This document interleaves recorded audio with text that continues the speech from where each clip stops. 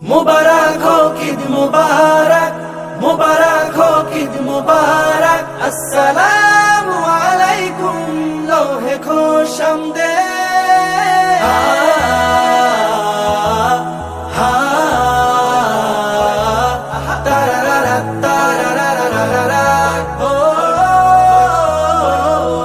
চাঁদ উঠেছে মন বাগানে, ফুটলো ঈদের ফুল।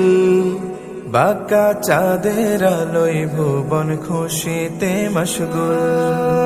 চাঁদ উঠেছে মন বাগানে, ফুটলো ঈদের ফুল। বাঁকা চাঁদের আলোয় ভুবন খুশিতে মশগুল। আগামীকাল কি পরে আপনি ঈদ করবেন? আপনার গায়ে একটা জামা দেখা যায়, যে জামাটা তার জোড়াতালি দেওয়া।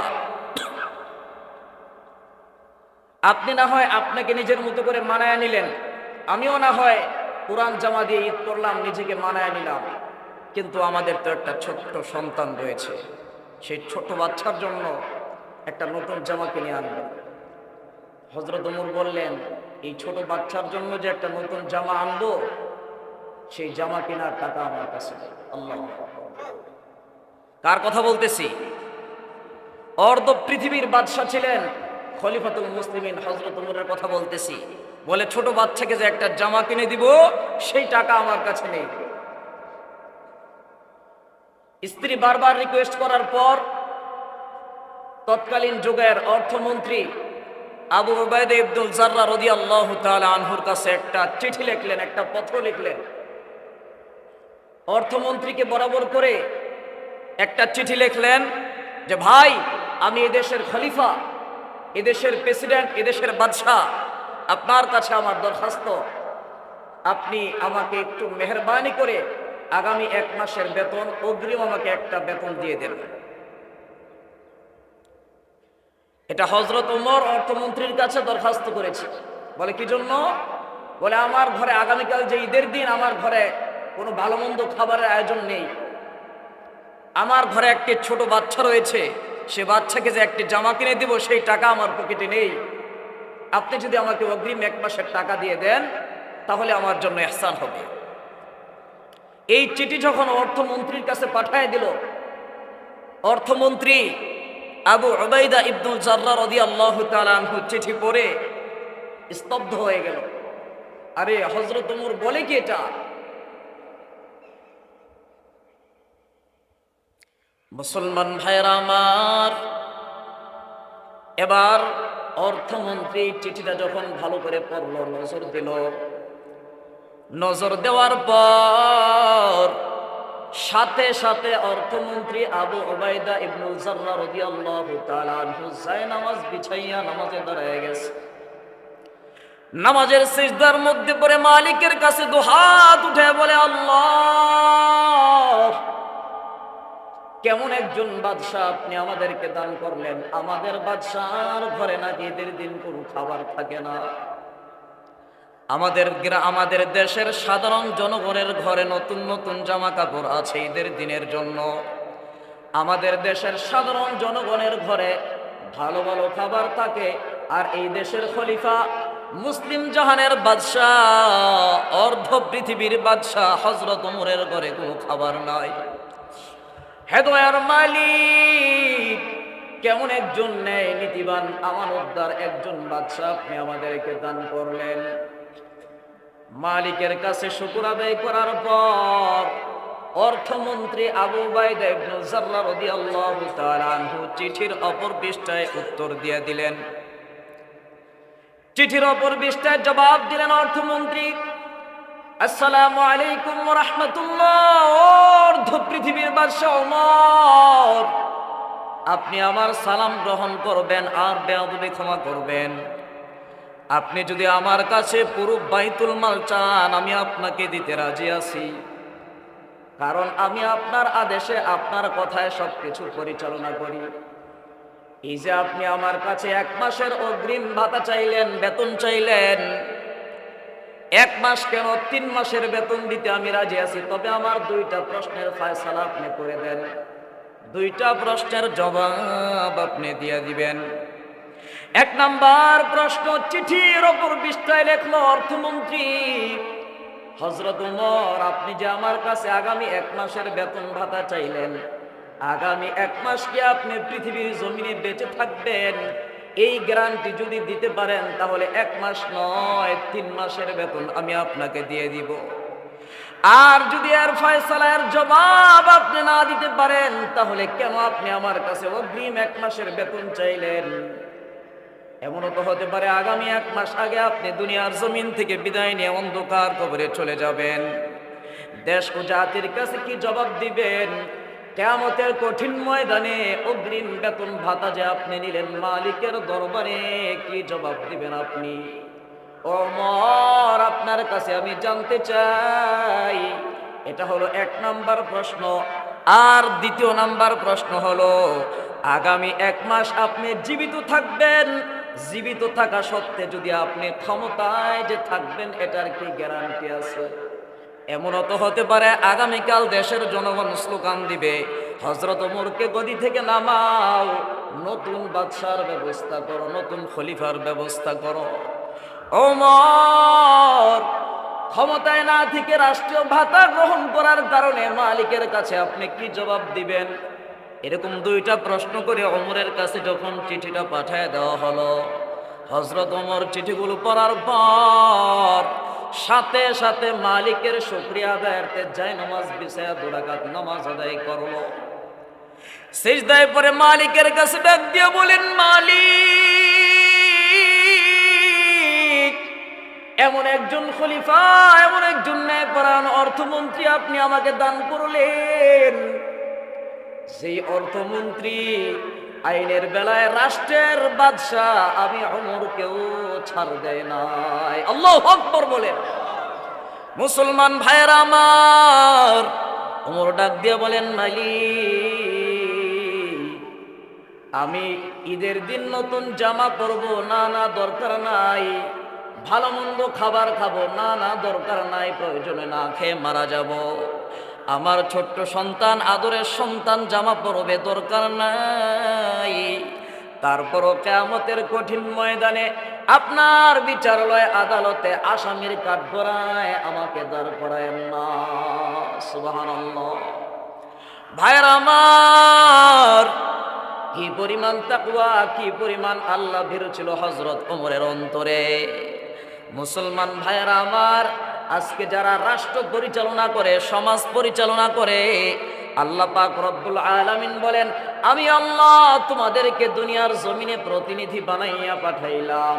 বান্দা, তোমাদের কাজ হলো তোমরা দুনিয়ার জমিনে আমি আল্লাহর দ্বীন তোমরা প্রতিষ্ঠা করবা। যত চেষ্টা করো আল্লাহর দ্বীন তোমরা প্রতিষ্ঠা করতে পারবা না যতক্ষণ না পর্যন্ত রাষ্ট্র পরিচালক, সমাজ পরিচালক যারা দায়িত্বশীল থাকবে, তাদের অন্তরে যখন আল্লাহর ভয় আসবে, ন্যায়পরায়ণতা আসবে, আল্লাহর কসম করে বলি যুব সম্প্রদায় ভালো হয়ে যাবে, দেশ থেকে চুরি ডাকাতি মাদক ছিনতাইকারী দূর হয়ে যাবে। আমার মায়েরা বোনেরা রাস্তাঘাটে বের হবে, নিরাপত্তা থাকবে, কোনো ধর্ষণ নির্যাতন হবে না। জোরে বলেন ঠিক কিনা? ভাইয়ের আমার, কি কারণে হযরত ওমরের মতো সাহাবীরা দুনিয়ার জমিনে থেকে জান্নাত ক্রয় করেছে? যাদের একটা কথায় বাতিলের মসনদ থরথর করে কেঁপেছে। কারণ কি? কারণ কি? কারণ হলো একটা, আল্লাহর ভয় আর আমানতদারি। জোরে বলেন ঠিক কিনা? ওমরের অন্তরে কি পরিমাণ ভয়! ঈদুল ফিতরের দিন হযরত ওমর ঈদের সালাত শেষ হওয়ার পর অথবা ঈদের সালাত এর আগে হযরত ওমর তার পার্সোনাল কামরায় ভিতর থেকে দরজাটা নক করে বাচ্চা মানুষের মতো বিনায়া বিনায়া বিনায়া বিনায়া কান্না করতেছে। বাহির থেকে দরজায় নক করে আবু হুরায়রা ডাক দিয়া কয়, ওমর, আজকে তো আনন্দের দিন, আজকে তো খুশির দিন, এই আনন্দের দিনে আপনি কেন কান্না করতেছেন?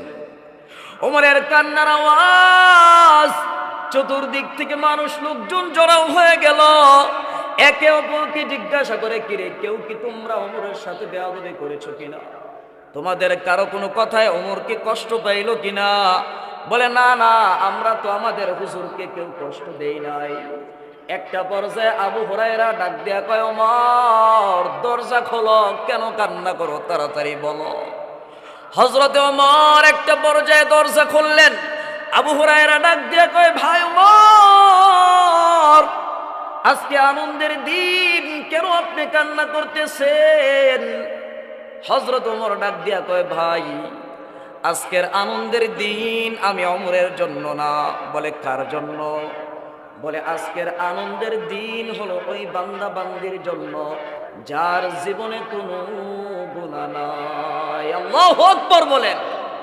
হযরত ওমর এত ভয় করতেন আল্লাহকে, তারপরও ঈদের দিন হযরত ওমর কান্না করেন। ওমর ডাক দিয়া কয়, ভাই তোমরা তো জানো না আমি কেন কান্না করি। তোমরা তো ঈদের দিন আনন্দ করতেছো, আর আমি ওমরের অন্তরে বড় ভয় হয়। 1 মাস রোজা রাখলাম, মালিকের দরবারে রোজাগুলো কবুল হয়েছে কিনা আমি ওমরের জানা নাই। আল্লাহু আকবার বলেন। 1 মাস তারাবির সালাত আদায় করলাম, তারাবির নামাজগুলো মালিকের দরবারে কবুল হয়েছে কিনা আমি ওমরের জানা নাই। এই ভয়ে আমি কান্না করি। আমি মালিকের কাছে আমার ইবাদতগুলো কবুল করানোর জন্য আমি কান্না করতেছি। বদর বাজারের মুসলমান ভাইয়েরা আমার, 11 মাস কত নাফরমানি করলাম, কত গুনাহের কাজে লিপ্ত হলাম। আল্লাহ পাক রব্বুল আলামিন মাহে রমজানের একটা মাস আমাকে আপনাকে দান করেছে। এরে বান্দা, গুনাহ করতে করতে সীমা লঙ্ঘন করে ফেলেছ। মাহে রমজান দান করলাম, রোজাগুলো করো আর নিজেকে গুনাহ থেকে বাঁচাও, নিজেকে আমি আল্লাহর দরবারে প্রত পবিত্র করো। মুসলমান ভাইরা আমার, এই যে আজকের ঈদুল ফিতরের দিন, এই ঈদুল ফিতরের দিন প্রতি ঈদগাহে প্রত্যেকটা খতিব সাহেব খুতবা দেয়, জোরে বলেন ঠিক কিনা? এই খুতবা হযরত ওমরও দিতেন।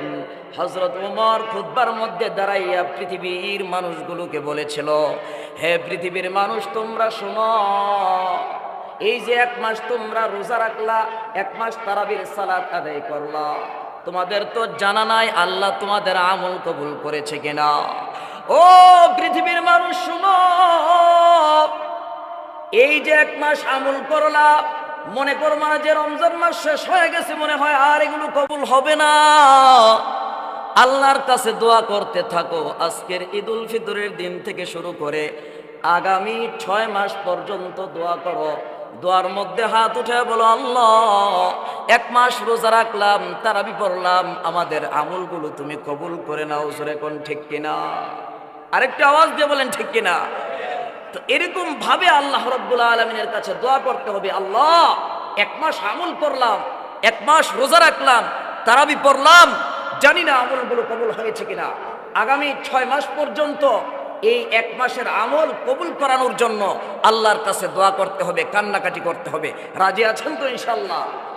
আরেকটা আওয়াজ দিয়ে বলেন, রাজি আছেন তো আমার ভাইরা? এরপরে যে 6 মাস 5 মাস থাকে রমজান আসার জন্য, আমাদের আকাবির আসলাফ বুজুর্গরা সেই 5 মাস আগ থেকেই আল্লাহর কাছে দোয়া করতেন, আল্লাহুম্মা বারিক লানা ফি রজব ওয়া শাবান ওয়া বাল্লিগনা রমাদান। আয় আল্লাহ, এই যে গেল রমজান আমল করলাম, 6 মাস তোমার কাছে কান্নাকাটি করলাম আমলগুলো কবুল করানোর জন্য, এখন আর আগামী রমজানের 5 মাস বাকি আছে। মালিক, আগামী রমজান না দেখায়া, রমজানের নিয়ামত না দিয়া তুমি আমাকে মরণ দিও না। আল্লাহু আকবার বলেন। এইভাবে সারা বছর পার করতে হবে। আমার ভাইয়েরা, আজকে যে আপনারা এখানে আসছেন, এটা হলো একটা পুরস্কার বিতরণের অনুষ্ঠান। আপনাদের জন্য মালিকের পক্ষ থেকে কি পুরস্কার শুনবেন?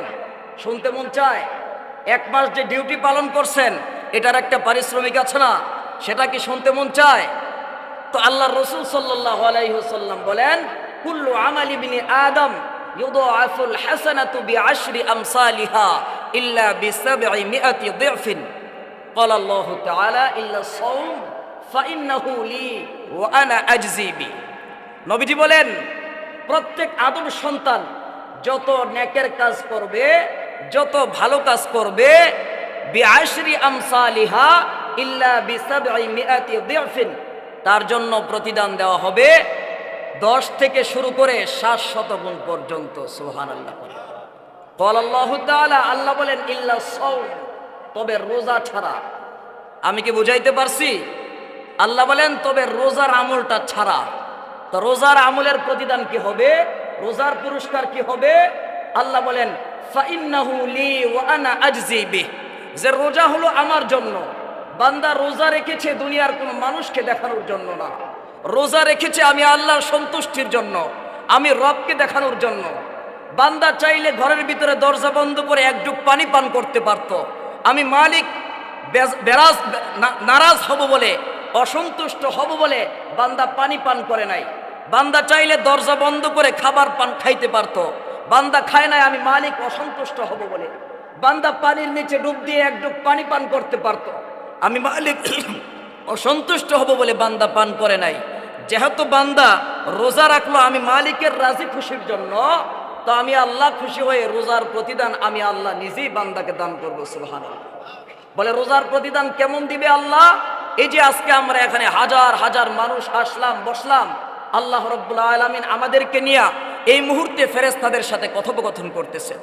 আল্লাহ বলেন, ও ফেরেশতারা, বদ্রের বাজার হারিয়া কেন্দ্রীয় ঈদগার মাঠে এত মানুষ আসলো কেন? কেন আসলো আল্লাহ জানে না? তারপরও আল্লাহ ফেরেশতাদেরকে জিজ্ঞাসা করে এতগুলো মানুষ কেন জমায়েত হলো? ফেরেশতারা বলে, মালিক, এই মানুষগুলো এখানে আসলো বসলো, এই যে 1 মাস আপনি আরশে আজিম থেকে একটা বিধান তাদের উপর নাজিল করে দিয়েছেন, কুতিবা আলাইকুমুস সিয়াম কামা কুতিবা আলাল লাযিনা মিন ক্বাবলিকুম। এই যে একটা বিধান সিয়াম সাধন করার তাদের উপর আপনি ফরজ করে দিয়েছেন, সেই ডিউটি তারা 1 মাস পালন করেছে, পালন করে তারা আজকে এখানে জমায়েত হয়েছে তাদের পারিশ্রমিক নেওয়ার জন্য। সুবহানাল্লাহ। তো আল্লাহ বলেন, ফেরেশতারা তোমরা বলো তো দেখি তাদেরকে কি পারিশ্রমিক দেওয়া যায়, কি পুরস্কার দেওয়া যায়? ফেরেশতারা বলেন, মালিক, যারা পরিপূর্ণভাবে আপনার ডিউটি পালন করেছে তাদেরকে পরিপূর্ণ যথাযথ পুরস্কার দেওয়া হোক। আল্লাহ বলেন, তাহলে শোনো, তোমরা সাক্ষী থাকো, যে বান্দা 1 মাস পরিপূর্ণভাবে আমি মালিকের ডিউটি সঠিকভাবে পালন করেছে। সঠিকভাবে কিভাবে ডিউটি পালন করা হয়? শুধু দিনের বেলা রোজা রাখলে আর রাতের বেলা তারাবি পড়লে কি সঠিকভাবে ডিউটি পালন হয়ে যায়? না, না। এই রমজান পায়া নিজেকে তওবা করে ক্ষমা করাইতে হবে।